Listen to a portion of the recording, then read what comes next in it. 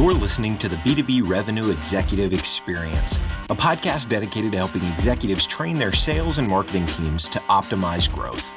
Whether you're looking for techniques and strategies or tools and resources, you've come to the right place. Let's accelerate your growth in 3, 2, 1. Welcome, everyone, to the B2B Revenue Executive Experience. I'm Carlos Noche, and I'm joined by my amazing podcast partner, Lisa Schneer. Say hi, Lisa. Hi, everyone. Welcome to the show. Today, we're talking about the role of sales ops and sales enablement to drive performance and skill proficiency. Try to say that twice. Our guests will discuss sales burnout and how it affects the physical and mental health, and we'll just share some fun stories along the way. And to help us out with these topics today, we have Stephanie Benavidez, a sales enablement thought leader dedicated to helping people grow their potential while simultaneously achieving business goals. Stephanie, thank you for taking the time today. Welcome to the show. Lisa, Carlos, happy to be here. Thank you so much for having me. All right, Stephanie, we have our topic that we love to start every podcast with, which is what is something that you're passionate about that those that only know you through work might be surprised to know about you? Ooh. What am I passionate about? I am passionate about cooking. Ooh. I love to cook. Cooking is my love language. And I sometimes will sprinkle in some LinkedIn content and liken it to a recipe. So I think I had something up there that was about my family sauce. So my Italian gravy, whatever you want to call it. And I was likening it to all the different skills and things that people acquire over years and how you have to sprinkle a little bit of this or a little bit of this and to balance the acidity or whatever. And it was actually quite a popular post, but cooking is definitely one of my passions. Amazing. That's I actually love cooking shows like the Salt, Fat, Acid, Heat series on Netflix and like all of those shows. I don't translate it into my kitchen. I have the same 12 go-to meals. But Stephanie, tell us a little bit more about your story. Like, how did you get to where you are today? I read something on your LinkedIn about Girl Scout cookies. So it started early, it sounds like. Yes. I always joke that my first sales, career was in Girl Scout cookies, going door to door, peddling those $5 boxes of cookies, that everyone loves. But truly, I grew up with a father who was sales, carried a bag, traveled, was on the road. He was a road warrior. Say that 10 times fast. And I grew up hearing kind of his story. And that was not the path that I actually chose for myself. I went to school to be a journalist, and that worked out not. And I felt like that scene for me was not what I wanted to pursue. And so I ended up pursuing a position as a call it sales assistant, truly. Was doing a little bit of everything, contracts, RFPs, procurement, pricing, all of those things, and was with a healthcare organization. So we did purchasing for hospitals at that time. And I moved into different roles along the way, selling, sales ops, was in health and wellness technology, SaaS technology space for quite a bit of time, and moved into kind of sales management and overseeing teams.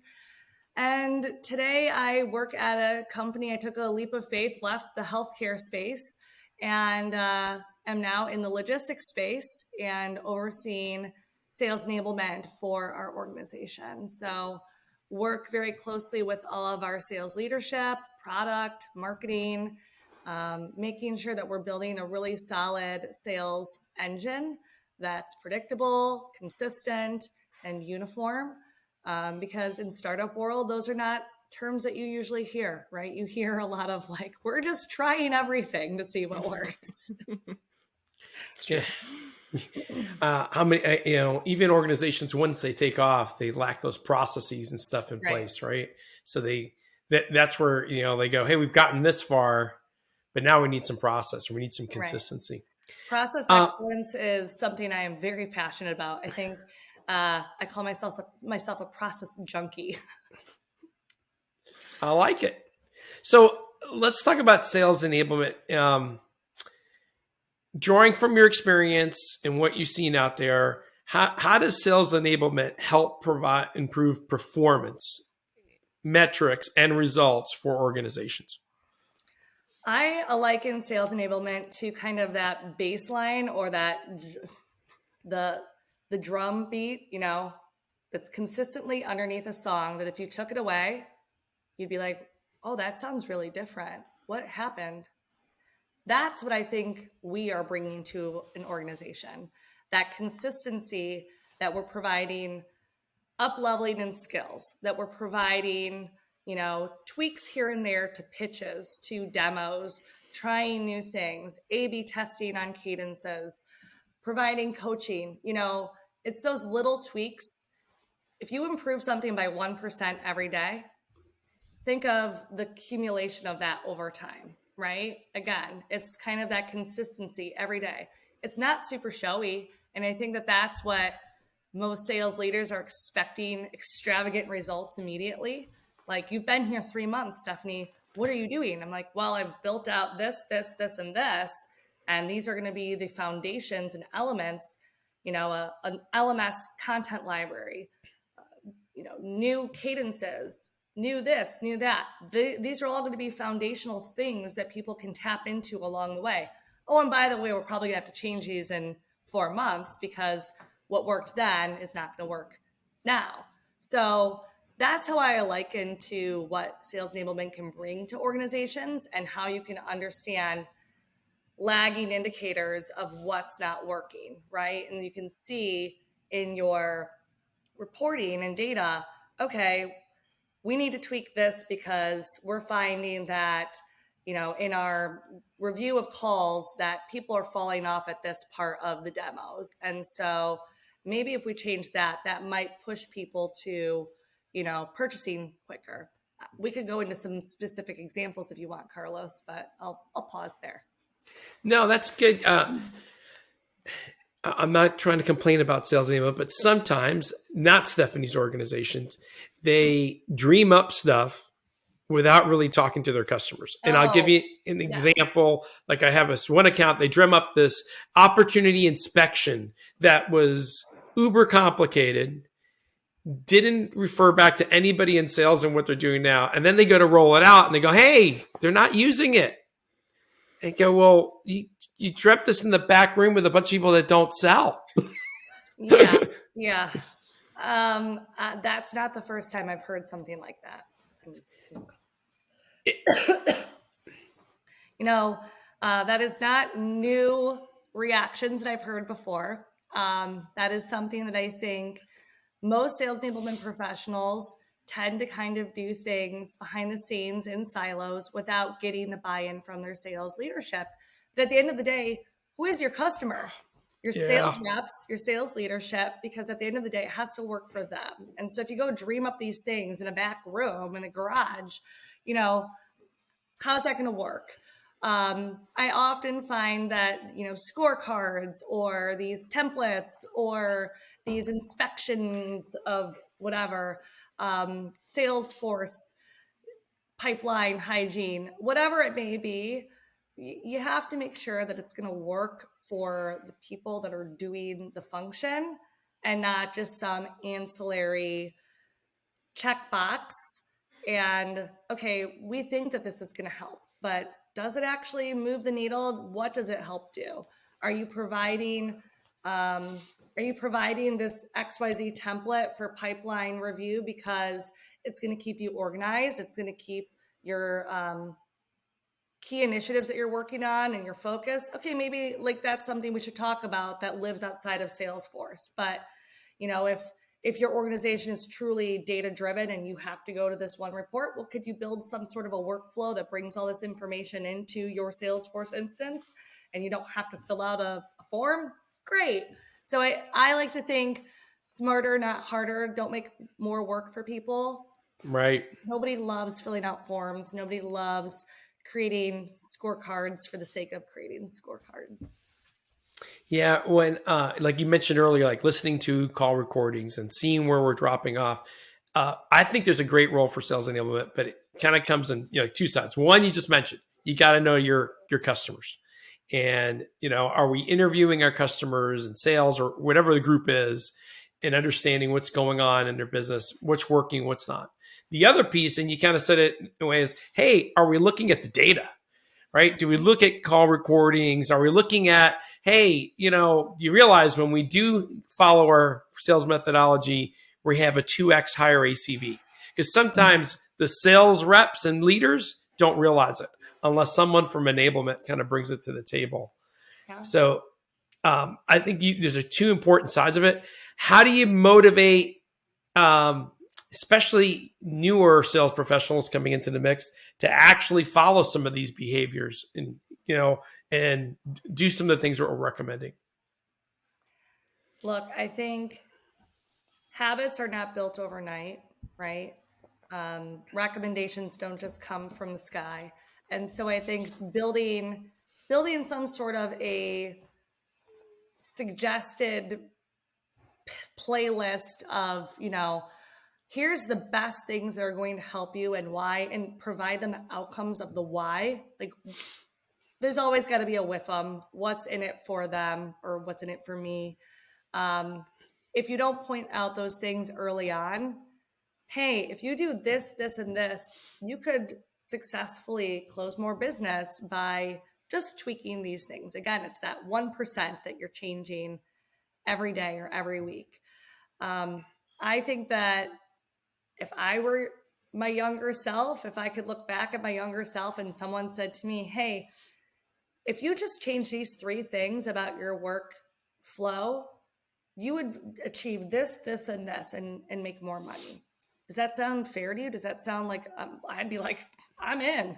Yeah, I will change those things. And you know what? Actually, if you're noticing that I'm not doing those things, would you remind me? Because actually reminders are helpful.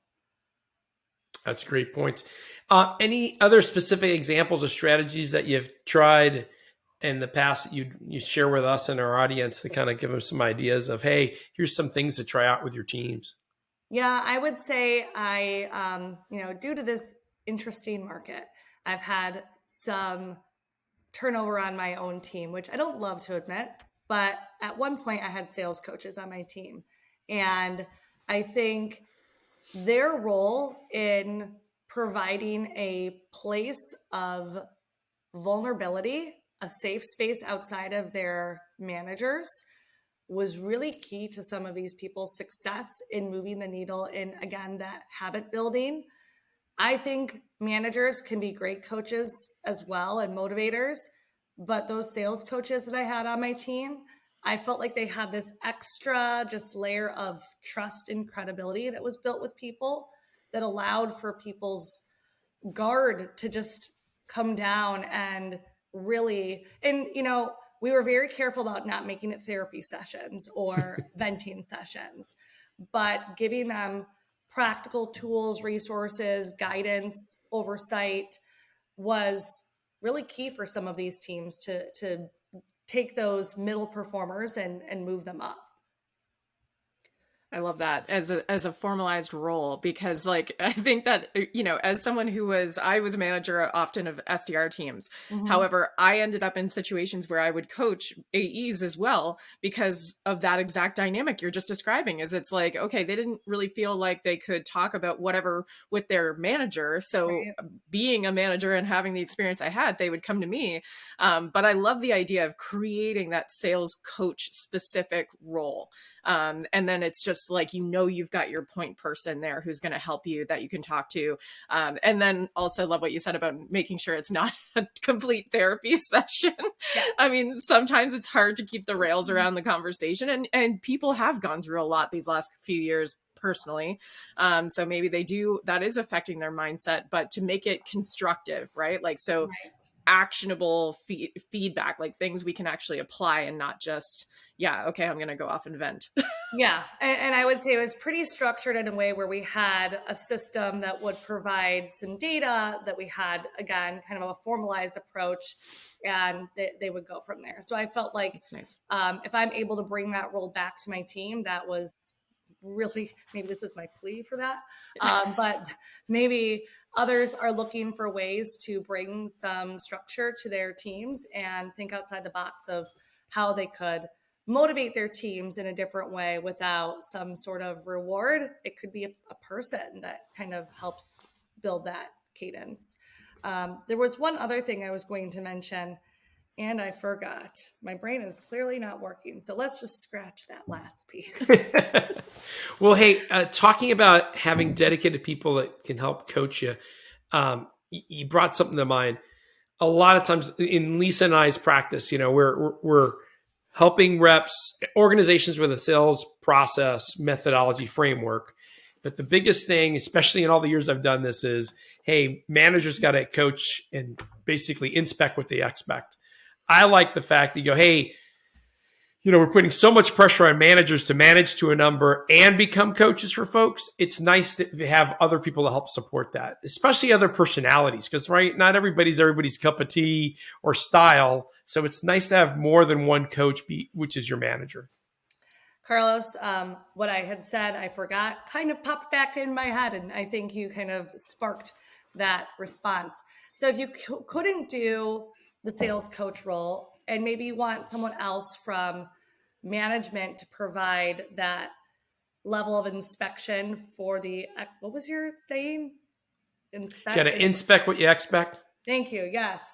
Mentorship programs sometimes help too. So taking some of your high-performing AEs and pairing them with newbies on the team. I do actually think that there's a level of respect formed. One, it helps to build camaraderie and respect on the team. Two, I think it gets, out of the institute, like it provides that institutional knowledge transfer. And thirdly, whenever you teach someone else, you reinforce your own skills. So it's beneficial to both parties. We've built out some mentorship programs for our organization, and our sales coaches were helping to stand those up. But we're hoping that with the help of the people that are on the floor, that we can continue that knowledge transfer. So that's another way that you could go about doing things. I actually work with a company that's built a platform to help facilitate design those mentorship programs. And they initially started out with sort of like not-for-profits and associations, and are only now really going to employers. But there's more of a call for that now from employers, which I think is fantastic, because I think informally we've done it. Sometimes you just kind of like naturally pair up with people and mentor people if you've got those skills, right? Like if you are naturally a coach more than an individual contributor, especially like I took the path out of being an IC going into management because I love mentoring people. I love coaching people. I love to see what they do with it, and where they end up going. So I love everything you were just saying. Well, I also really want to know what that platform is, if you can share that with me. I will. I'll send you some links because they've been doing great things. And yeah, so like kind of pivoting a little bit off this point, because I think another thing that all of this relates to is the hot topic of, not pun intended, of burnout and mental health and physical health, and how that's been affected. Especially again these last few years, but also always in sales. When you're in that high pressure environment, you've got to hit that number. So I guess like when you're talking about this mentorship program, how should companies look at that as a tool to also help with that sales burnout? That is I've never thought about it that way, but I think it also is kind of that built-in, I'm not going to say therapy session, but a built-in sounding board, maybe, that can help provide a little bit of clarity potentially, right? Like, hey, I've been there, and this is how I've gone about mitigating feeling this way, or I've tried this instead. So rather than being in the suck, let's move above and beyond and do this. Oh, and by the way, are you taking care of yourself? Like, you can't always just be a machine, a sales machine.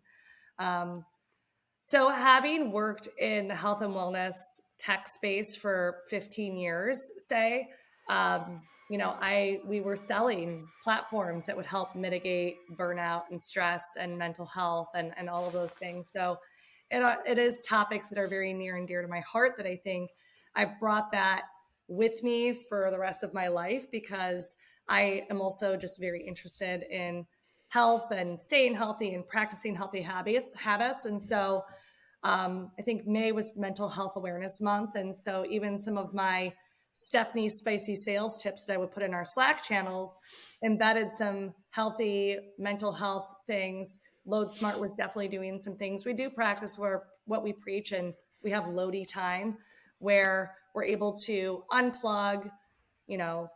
We are a global organization, so you can't be expected to be on 24/7. You do need to take the time to rest, recharge. And I think people in sales kind of are dopamine chasers anyways. I know I am. And when you don't feel that dopamine rush, you're like, what's the matter? What's going on? I'm not being productive today. It's like, well, you're being productive. You're doing other things. You're just not feeling like a strung out crackhead. Yeah. So you're good. Like, maybe I should have said that. But, well, I think most people just really love that chase of feeling high pressure, high anxiety. And at the end of the day, that's just not good for you to feel that way. If you're feeling that way for 25 plus years, working in a field, you're going to eventually, it's going to catch up with you. And that stress is going to manifest in other ways. Whether it's, having a massive heart attack or having a mental breakdown, but you definitely need to prioritize taking time for yourself. I want to loop that back to something you said earlier too about consistency and like it's the little things that you do every day. And I think, we get caught in it too in our business. Like we've all been discussing how, companies are pulling back on budgets and what is that going to mean for our business? And everyone was feeling a little bit like, oh, okay, we're going to have a quiet summer. As long as you're consistent and do like the things you need to do to be successful, what they are, do them each day and keep it in those bite-sized chunks, then I think it helps with that frantic feeling. It does. And I think, Carlos, I had shared with you that I was working on a project to profile our high performers and identify what the key attributes were for some of these people as to why they were high performers. Like, what was their grit like? What were their habits? And I can tell you, every single person in that high-performing cohort had habits that extended beyond just work, that were individual. Like one individual had said, I wake up at 4:30 every day. I meditate, I work out, I, read, I do this, I do this, I do this, because if I don't have a positive, mental, healthy mind space, how can I be productive and a high performer and expect to come in and grind every day if I don't do these things for myself?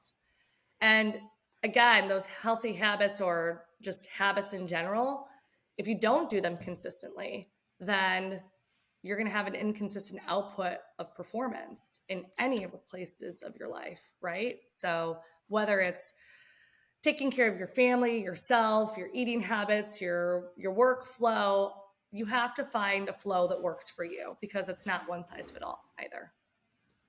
That's and now I'm plugging another company that I did a little bit of work with, but she's creating because she did a lot of work with veterans, like with PTSD and things like that. It's all about doodling and how doodling is like a little mental health break. And she's also now moving into the enterprise space and working with employers, and it's like a platform that notifies you. I don't know. I can't remember if it's every hour or like every 90 minutes to take a 5-minute doodle break. And she has these little notepads that help you to learn how to doodle, because she said a lot of the pushback is like people don't know how to draw, and I don't know how to draw. I don't draw. I'm not creative like that. It's not about that. She's connected doodling to like the mental health break that you need because it's a mindless task. And so it's just interesting, like a 5 minute break every 90 minutes. And I don't have the stats in front of me, but it's like incredible the science she has behind like how that helps you keep performing, and refreshes your mental state, I guess. I'm going back to high school and college when like I would in all of the margins of my notebook doodle, and it actually makes sense, I think. So yeah, I think maybe it's something to do with right brain, left brain too, right? Because when you're thinking very analytically, you're on one side. When you're doodling and being creative, you're on the other, and it kind of gives you a little mental break for a second. totally.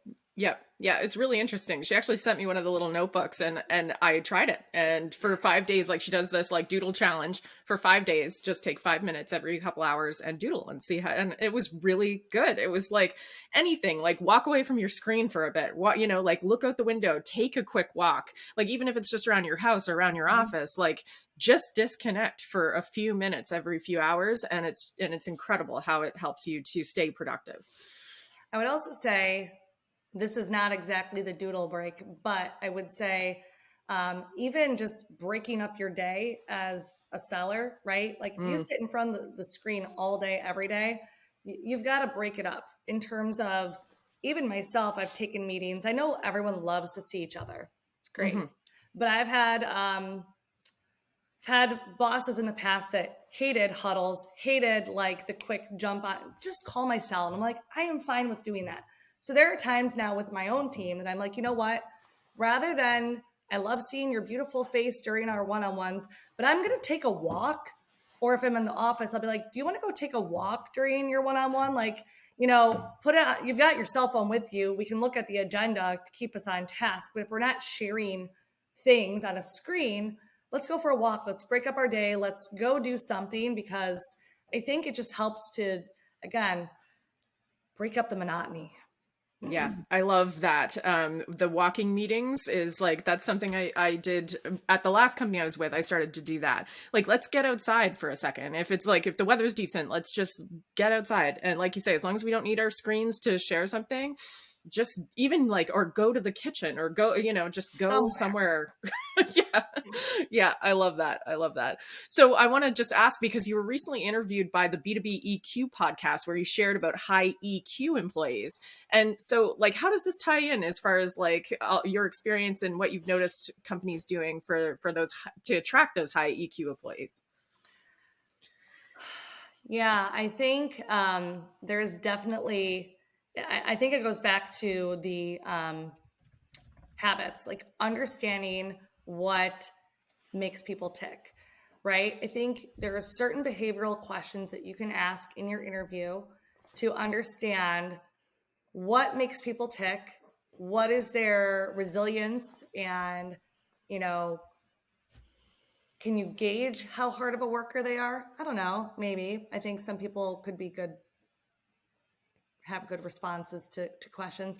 But I think that there's underlying things that you could build out your success profile to understand EQ, IQ, work ethic, all those different things. So I think creating a success profile for your recruiting teams to understand what are the attributes you're looking for in terms of these individuals. Do they fit in with your culture? Do they have the necessary skill sets for this industry? I do think that having some sort of a success profile is absolutely necessary so that you can find the best talent, so that you can weed through all the candidates. There's a lot of talent out there today. I think that that's the hard thing right now with this market. So recruiters and managers definitely have a hard job of sifting through a lot of talent, resumes, but I think refining your process from the front end to ensure that you're asking the right behavioral questions, situational questions. And if you have a tool, now this is my plug, not that I'm selling this, but I'm very passionate about some of those different assessment tools that can gauge some of those things for you, so that you're not just arriving at some subjective place, that it's actually based in behavioral science. Like that. All right. I'm going to pivot over, and this is probably going to make me sound old, but it seems today we got more generations in the workforce than ever before. I mean, I know 60 some odd year old reps and 20 some odd year old reps, and then everything in between.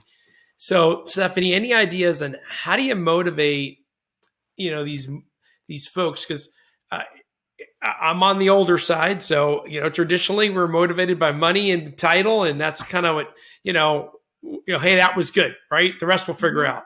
It's not that way today. In fact, even the older folks, I think the older generation isn't that way today, right? Things have changed. So any ideas on how do you motivate people to change their behaviors, to do some of these things consistently in the long term when they're all motivated very differently? So I think motivation, there's two components to it, right? There's the intrinsic piece, there's the extrinsic piece in terms of, do a lot of people wake up every day going, I can't wait to be trained, right? If there's like a new tool, Carlos, that your team was rolling out and you're like, great, I've got to change my whole workflow because of this new tool. Can't wait to go to that training, Stephanie. That sounds so much fun. So not everyone's intrinsically motivated to be like, wow, can't wait to get this tool training on XYZ platform. How is this going to help me? Okay, great. And then there's some people who are like, oh, that's kind of cool. I love learning about new tools. How is it going to help me? Secondly, motivation is external. There's got to be external forces that are brought in. So when I'm creating training programs, I'm trying to figure out a blend of those two things, the intrinsic, extrinsic. I look at training as a necessary evil, right? It's got to happen, whether it's your onboarding or your everboarding, or we've identified skills that are going to really level up your game. Those skills don't just happen. And so we have to give you places to practice those skills. We have to give you the tools and resources to practice those skills. But you might be kicking and screaming along the way to go to those training programs, right? So if I could instill a reward mechanism to meet the needs of you going to those training programs, would that sound attractive to you? Possibly. Okay. Now, if those rewards met some of the needs that motivated you, you said money. So if I said, hey, on a quarterly basis, I'm going to need you to engage in 2 coaching sessions with the sales coach. I'm going to need you to take this refresher on our product certification.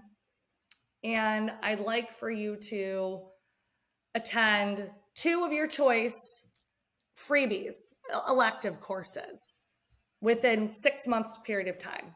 Does that sound like something that you could attain? Sure. It would be on your own time. I'm not going to force you on a Friday at 3 p.m. Now, if you meet those needs, if you check the boxes for those things, if you pass those things, we're going to give you the reward of your choice that you can go redeem on XYZ Mall. You're going to gain points every time you go engage with those programs. And if you want 3 days of extra PTO a year, we're going to give you that. If you want 2,000, whatever, X amount of dollars to go towards your HSA contribution, would that sound fair to you? Does that sound attractive to you? Yeah. That's what I'm trying to build today, because I think everyone is rewarded differently. I think if I were to say, hey guys, I'm going to teach you Medic and you got to come on Friday at 8 a.m. and then we're going to have a pizza party with beer afterwards. Does that sound like everyone's going to want to go do that? Nope. No. So people are motivated differently. Demographics are motivated differently, because some people might be like, great, I don't have to cook on Friday night and I get some beer out of it. Great. Okay. Then I've checked the boxes for those people. But for those people who have families and or have plans that Friday and don't want to go to a pizza party with beer, we can meet the needs of those people and they can get what they want. And they've also achieved what we've asked them to do. And maybe they did it kicking and screaming, but they did it on their own time. They completed it. And what do we care? Because at the end of the day, they completed it. Yeah. I like that. One thing that I've seen that, works, and this is kind of even thinking about enablement, how do you measure their success? So I'm tying it back to that. So like some organizations, hey, I put out the training module. Yay. I like organizations that have common goals across functions, right? Like, hey, here's what we're trying to accomplish as a team. And then measure what they do towards the goal, right? Does it get them there? Like you mentioned, nobody wants to really go to training. One of the things we do is like, hey, do not call this sales training when you come to that Carlos or Lisa workshop, because nobody wants to go to that. But if we really think about this as like revenue optimization or helping us achieve our goals, and then, can we start the thing with, hey, look, here's our goal for the next 3 to 5 years. And by the way, folks, what got us to this point is not going to get us there. We got to find a way to up level our game, stay ahead of our competition. So there's a reason that everybody can kind of get behind it. And then I love the fact that then you're kind of motivating them for their own personal reasons behind the scenes with your gamification. I think that was a great ad. It definitely does need to achieve the business goals at the end of the day. One team, one dream, unifying everyone to say, all right, we've got this new product. We need to make sure that we're at XYZ by H2 of 2023. How are we going to get there? That's what we've defined over the next 6 months. And here's how that, applies to you and what you need to achieve. Yeah, it's just between sales and marketing. We've done podcasts about sales and marketing working together. And then I go look at certain organizations. And this is a client who said recently, I talked to their marketing person and they go, oh, this is sales stuff. You're doing the sales thing. That doesn't have anything to do with me.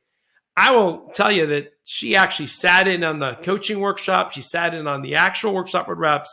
And at the end of it, hey, Carlos, I'm trying to get our CEO to invest in this new trade show. I used your sales methodology to convince him.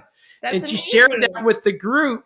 And that's what I mean about having, this commonality, common language across the group and how powerful it could be at the end of the day, because everybody kind of can get behind it. So that was a story where it's like, can't believe she said this is sales stuff. And she really, became she did a 180 in her mental state in looking at it.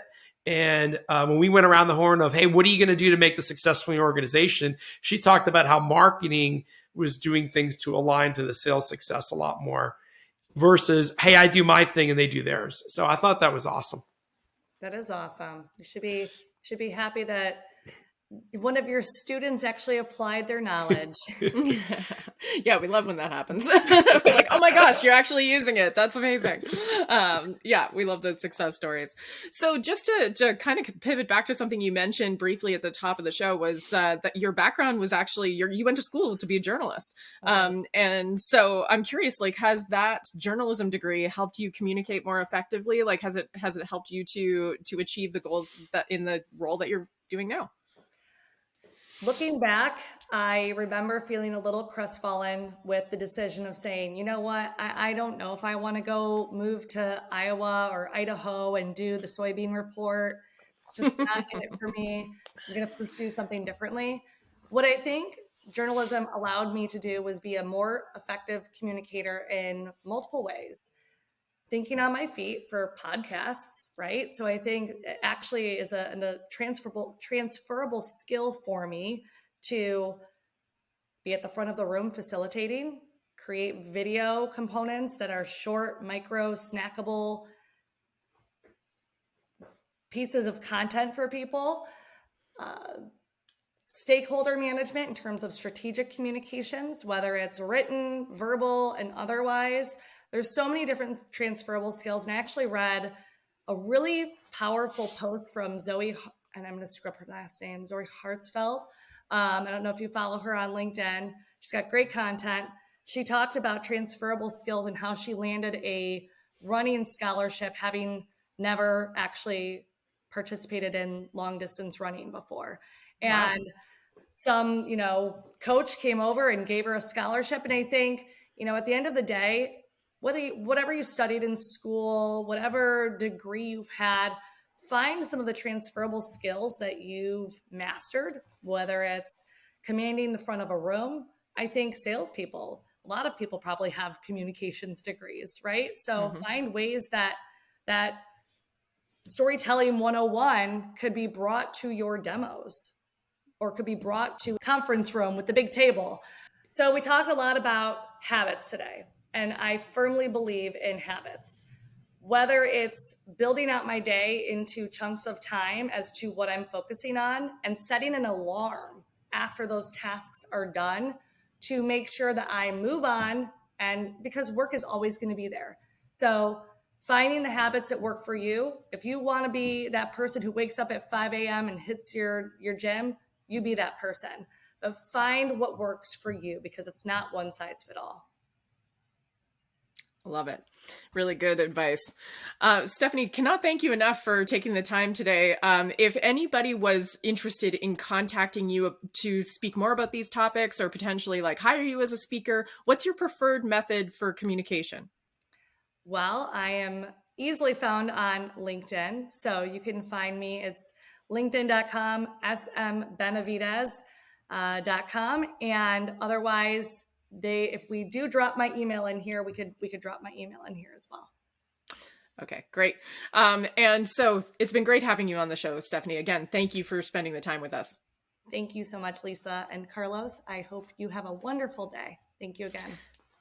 Thank you. All right, everyone. That does it for this episode of the B2B Revenue Executive Experience. Please check us out at www.b2brevexec.com. Share this episode with your family, your friends, your kids, your dogs, and maybe get them off screens for a little while. If you like what you hear, please subscribe on wherever you get your podcasts. We're everywhere. And if you really like what you hear, please do us a favor and throw us a 5-star review on iTunes. I'm Lisa Schnarr. I'm joined by my podcast partner in crime, Carlos Noche. And until next time, we wish you nothing but the greatest success. You've been listening to the B2B Revenue Executive Experience. To ensure that you never miss an episode, subscribe to the show on iTunes or your favorite podcast player. Thank you so much for listening. Until next time.